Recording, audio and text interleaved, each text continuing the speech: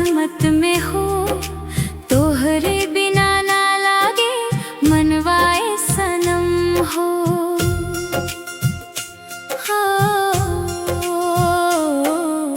दिनवा कटे ना रतिया बीते ना, तोहरा बिना सोना लागे जीवन हो।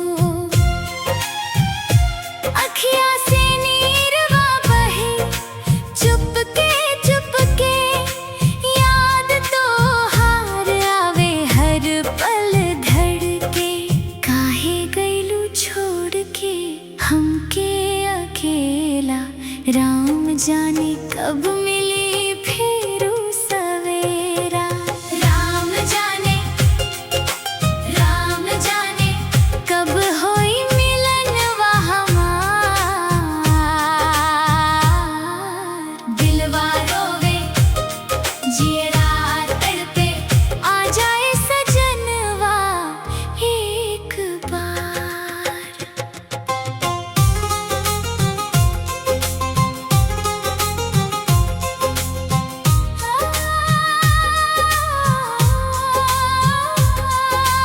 गाँव के गली में खोजे नजरिया, सुनसान लागे अब सब डगरिया।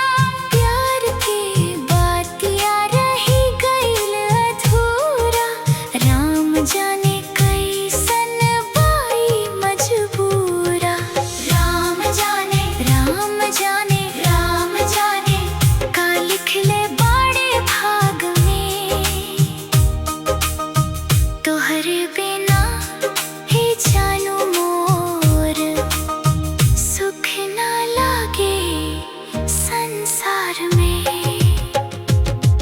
मंदिर में जाके मांगिले दुआई, जल्दी मिलावे हमके हमर परछाई।